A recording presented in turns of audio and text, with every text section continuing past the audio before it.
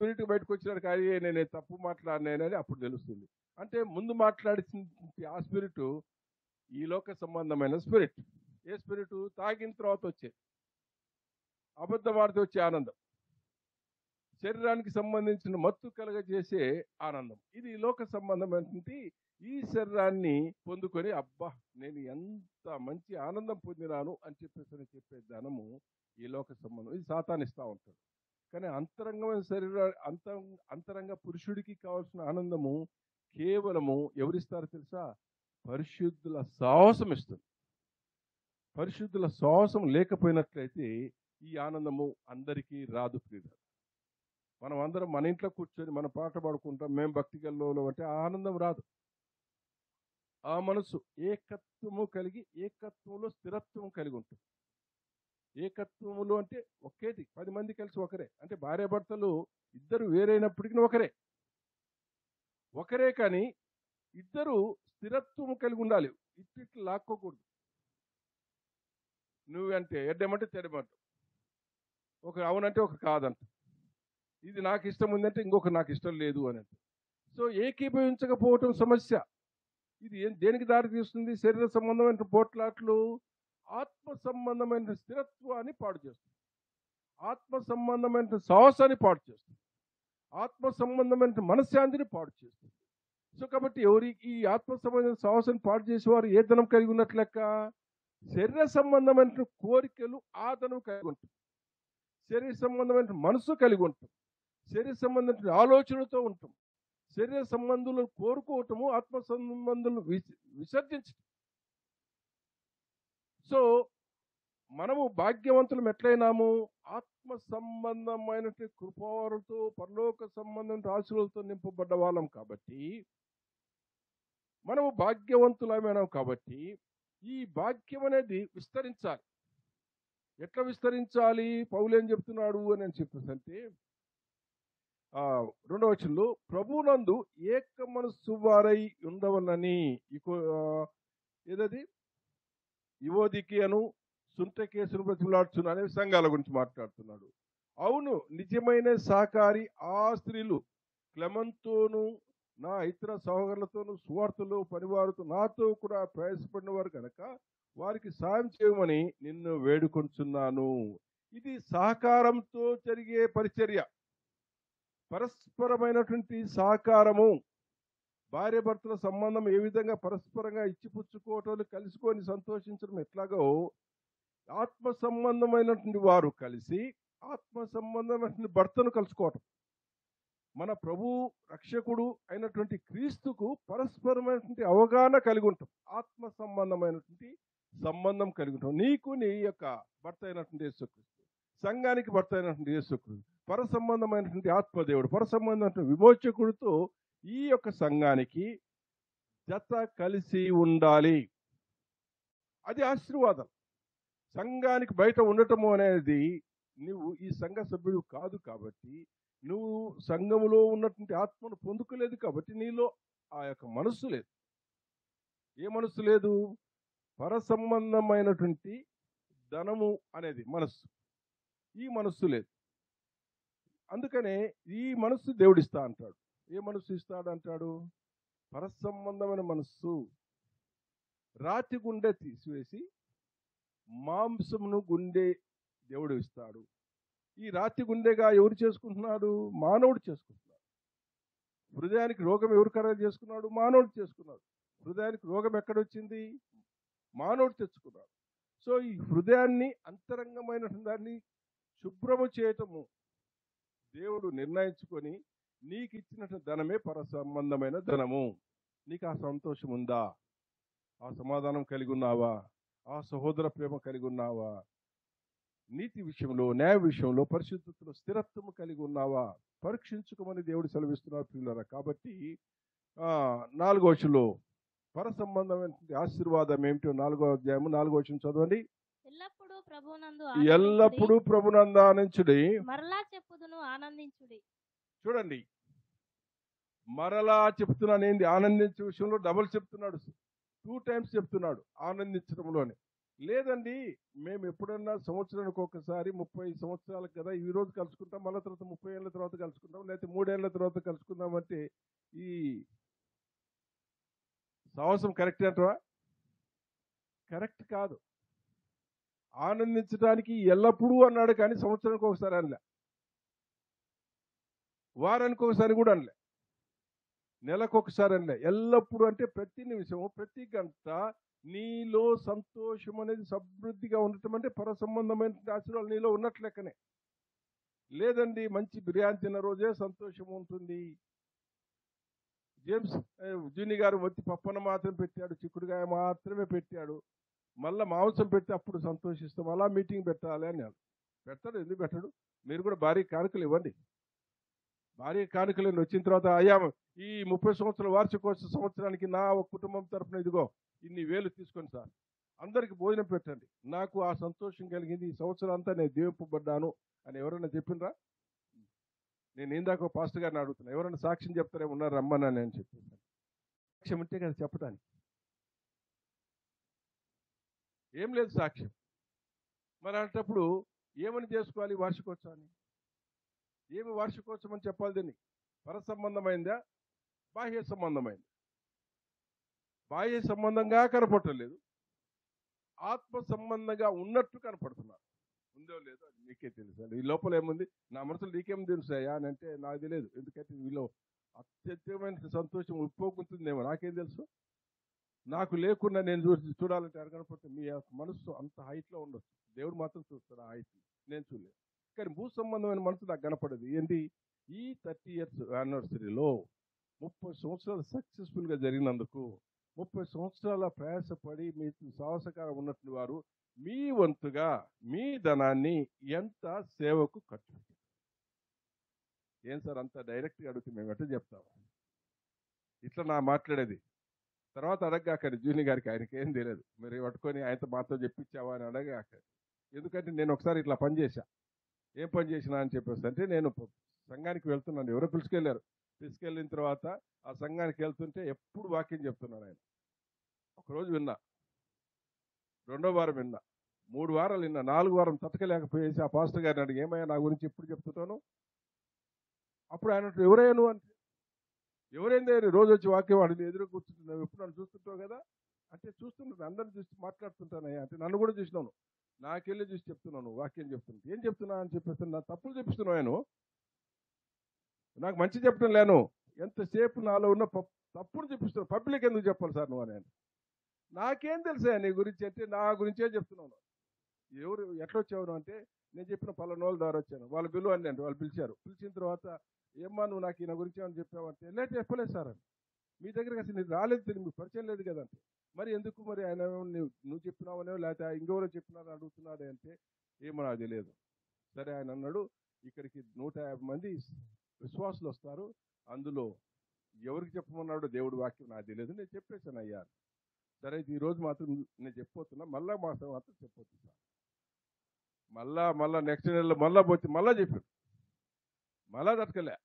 2 వారాలు నిన్న 3 నెలలు 2 నెలలు అయిపోయింది. 2 నెలల తర్వాత మళ్ళీ ఆమెను పిలుచుకొని పోయారు. ఎవరైతే పిలుచుకొచ్చి రామను అసలు సంగతి ఫస్ట్ సంగతి ఏందో చూద్దాం, ఆయన దగ్గర తీసుకుపోయారు రాదని చెప్పి ఆయన దగ్గర పోయిన తర్వాత మళ్ళా వచ్చింది. ఏందయ్యా అని చెప్పంటే, సార్ 1 నెల అయితే తట్టుకున్నాను సార్, 2 నెలలు అయితే తట్టుకున్నాను సార్, మాకున్న బలహీనతలు మాకుంటాయి సార్, పబ్లిక్ ఎందుకు చెప్తారు సార్? ఆయనకు అర్థం కాలే, నాలో ఏ పాపం ఉందో ఆయనకు అర్థం కావట్లేదు. ఏ పాపలు ఉన్నానో నాకు తెలుసు, ఏ తప్పు చేస్తున్నో నాకు తెలుసు. ఇంకా ఆయన చెప్పిన తర్వాత, దేవుడు నీతో మాట్లాడుతున్నాడయ్యా, నేను కాదు మాట్లాడేది అని అంటే, అప్పుడు దేవుడు మాట్లాడుతుందా? చర్చికి వస్తే ఇది కూడా చేస్తాడు ఆయన. చర్చికి వస్తే నువ్వు కదా మాట్లాడేది, దేవుడు మాట్లాడుతున్నా నేను. మీరు కూడా ఎప్పుడన్నా అట్లా అనుకున్నారు కదా, సైమన్ పీటర్ మాట్లాడుతున్నాడులే అని అనుకుంటారు. సైమన్ పీటర్ మాట్లాడు, ఈడొక గాడిద, కానీ గాడిదలో నుంచి దేవుడు మాట్లాడుతున్నాడు. సో కాబట్టి ఆయన అదేమన్నాడు, దేవుడు కూడా మాట్లాడతాడు అంటే, ఆ మాట్లాడతాడయ్యా, దేవుడు మాట్లాడతాడు, దేవుడు నీతో మాట్లాడుతున్నాడు, వెళ్ళి ప్రార్థన చేసుకోవాలి. సరే అని చెప్పేసి ఒకరోజు నేను చార్మినార్ పోలీస్ స్టేషన్లో పనిచేస్తున్నాను, అక్కడే ఒకరోజు సాయంత్రం పూట ప్రార్థన చేయమన్నాడు కదా, పోయి ప్రార్థన చేద్దామని, అక్కడ అన్వర్లు మన స్కూల్ ఉంది, అక్కడికి వెళ్ళి ప్రార్థన చేద్దామని తల వంచి మోకాలు ఉంటే ఒక 20 నిమిషాల సేపు ప్రార్థన చేసిన. ఎట్లా ప్రార్థన చేసిన తెలుసా? నా పెదలు కదలట్లే, నా నోరు మెదపట్లే, స్వరం రావట్లే. కానీ 20-25 నిమిషాల పాటు నేను ప్రార్థన చేస్తున్నట్టుగా గ్రహించాను. ప్రార్థనలో ఏం గ్రహిస్తున్నాను? నా తప్పులను, పాపాలను ఒప్పుకుంటున్నాను. తెలియకుండా దేవుని దగ్గర క్షమాపణ చెప్పుకుంటున్నాను. ఆ 20 నిమిషాలు దాటి అర్ధగంట తర్వాత, ఆ అర్ధగంట లోపల ఏడుస్తున్నాను. ఏడుస్తూ కన్నీళ్ళన్నీ గారుతున్నాయి. అయిపోయిన తర్వాత కన్నీళ్ళు అయిపోయి ఏదో చెప్పటము మానుకున్నాను అనేది నాకు తెలిసిపోయింది. అప్పుడు కళ్ళు తెరిచి లోపల హృదయం అంతా తేలికైపోయింది. చాలా ఆనందం అనిపించింది. ఇదేంటి భలే విచిత్రంగా ఉంది, అసలు ఇంత హాయిగా ఉంది ఏంటి అని చెప్పేసి నేను పరిగెత్తుకుంటా నెక్స్ట్ డే వెళ్ళేసి, పాస్టర్ గారు ఇట్లా జరిగింది, రాత్రి నేను ప్రార్థన చేసుకుంటుంటే ప్రార్థన మాత్రం నేను చేయలేదు, తప్పులు అసలు ఒప్పుకోలేదు, కానీ తప్పులు ఒప్పుకున్నాను. ఎట్లా ఒప్పుకున్నా నాకు తెలియదు, లోపలేదో జరిగిపోతుంది. తప్పులన్నీ నాకు తెలియకుండానే ఒప్పుకుంటున్నాను. ఆ ఒప్పుకుంటున్నప్పుడు తప్పును బట్టి ఏడుస్తున్నాను, కన్నీరు గాడుతున్నా బయట, లోపల మాత్రం పాపలు ఒప్పుకుంటానయ్యా, ఇది అంతరంగం అని ఇట్లా జరిగింది. అంతరంగం అంటే నాకు ఆ మాట కూడా తెలియదు, లోపల ఇట్లా జరిగింది అన్నాను. అప్పుడు రాత్రి దేవుడు నీతో మాట్లాడాడు. దేవుడితో నువ్వు మాట్లాడావు, నీ తప్పులు ఒప్పుకున్నావు కాబట్టి దేవుడు నిన్ను క్షమించాడు. నువ్వు పోలీసు వాడివి, మీరు క్షమశిక్షణగా ఉండండి, మంచి బుద్ధితో ఉండండి అని వారు చెప్పిన తర్వాత సరే అని చెప్పి వచ్చి, మంచిదే ఇంకేం చేయాలంటే, ఏం లేదు నువ్వు రెగ్యులర్ చర్చికి రా అన్నాడు. ఏమన్నాడు? రెగ్యులర్గా చర్చి రా అన్నాడు. రెగ్యులర్గా చర్చి పోతున్నా, కానీ నాకు ఎందుకో నెమ్మది అనిపిస్తలే. మళ్ళీ నెమ్మది అనిపించట్లేదని చెప్పేసి ఆయన దగ్గరికి వెళ్ళి ఇంక ఏం చేయాలంటే, ఏం లేదు నువ్వు కొన్నాళ్ళు వస్తే నిన్ను చూసి అప్పుడు నేను బాప్తిస్మం ఇస్తా అన్నాడు. మరి ఎన్ని సంవత్సరాలు చేసింది తెలుసా ఆయన? ఎన్ని సంవత్సరాలు? 3 సంవత్సరాలు నాకు బాప్తిస్మం వేయాలి ఆయన.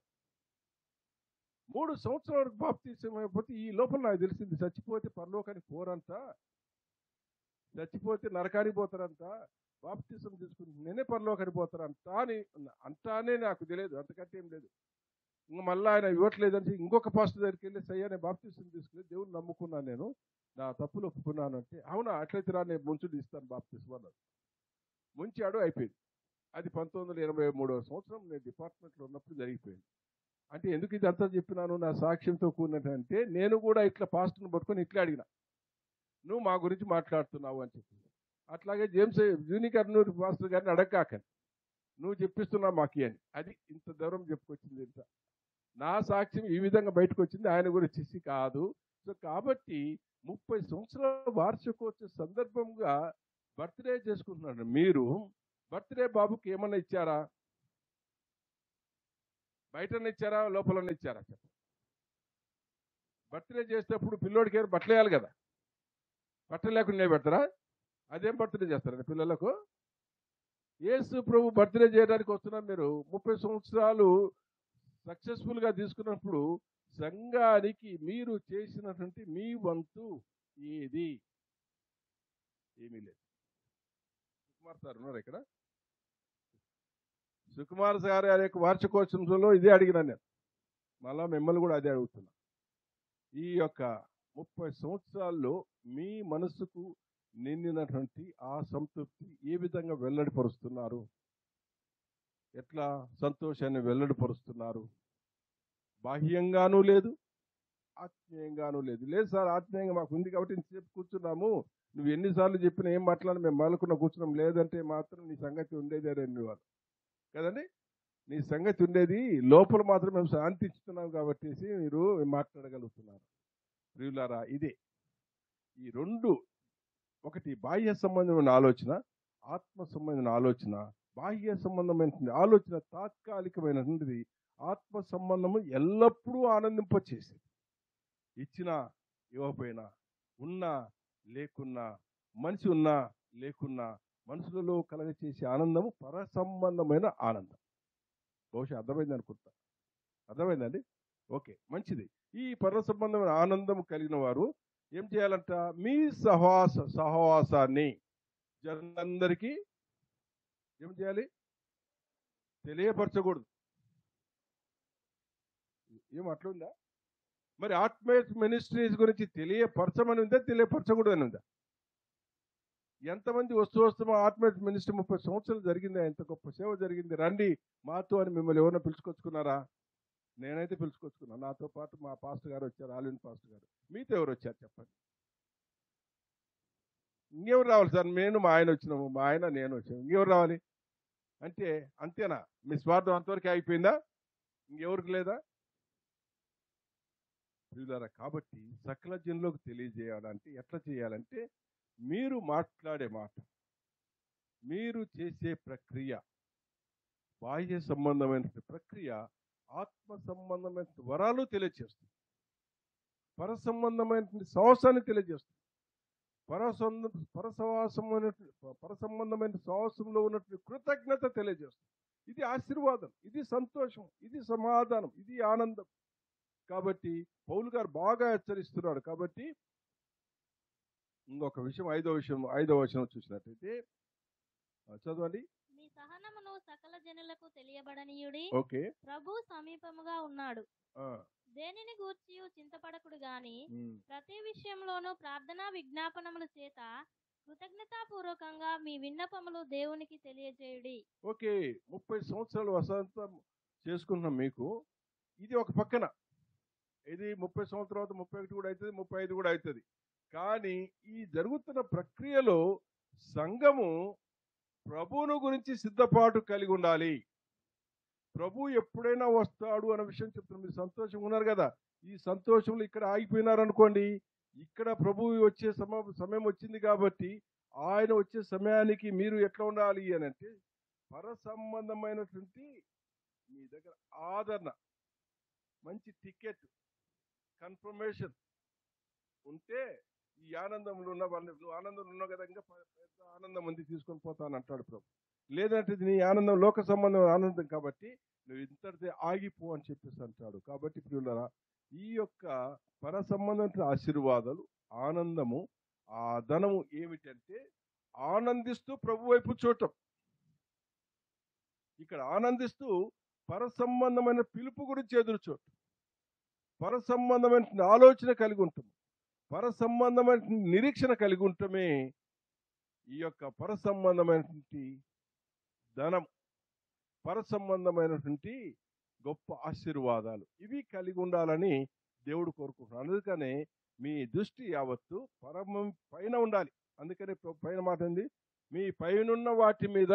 ఎక్కడ ఉంది అది? ఇక్కడ పైనున్న వాటి మీదనే, పైనున్న వాటి మీదనే, భూ సంబంధమైన వాటి మీద కాదు. మీ ఆనందం అనేది భూ సంబంధమైనదిగా ఉండకూడదు, పర సంబంధమైన ఆనందంగా ఉండాలి. అది ఎప్పుడు ఉండాలి. ఎందుకు ఉండాలంటే ప్రభుని ఎదుర్కోవడానికి, లేదా ప్రభు పిలిస్తే పోవటానికి.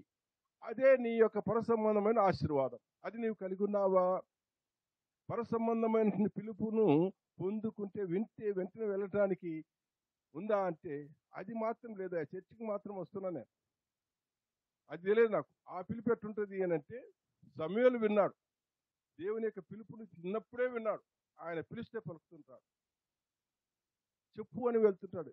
పిలుపు ఇలాంటి పిలుపు, దేవుని యొక్క పిలుపును వినగలిగే మనస్సు నీకు ఉండాలి.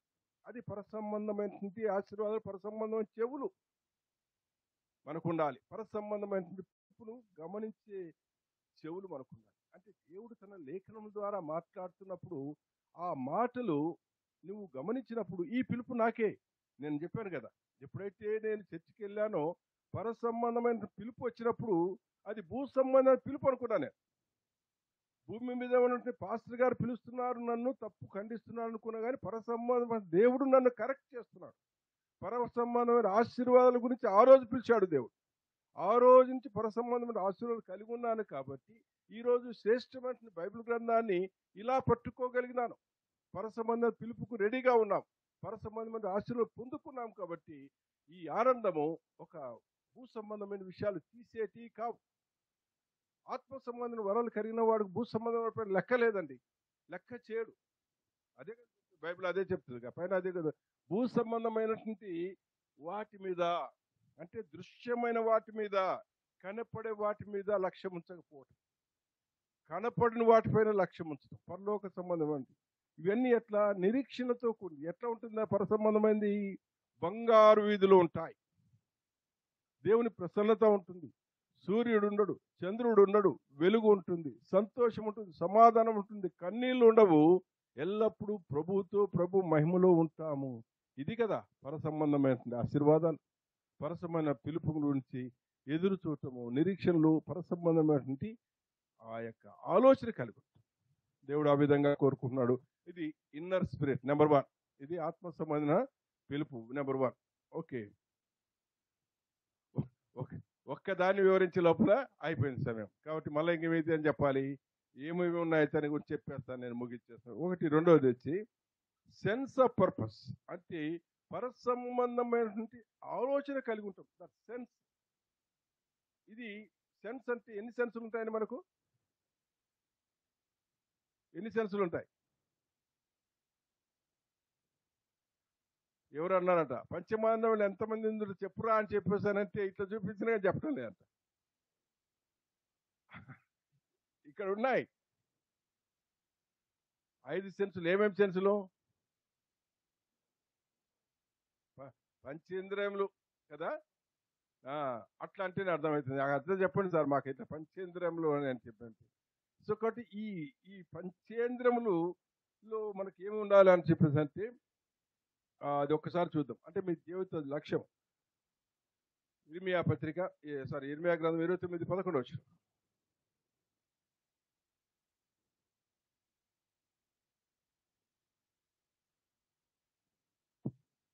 నేను మిమ్మును గూర్చి ఉద్దేశించిన సంగతులను నేను ఎరుగుదును.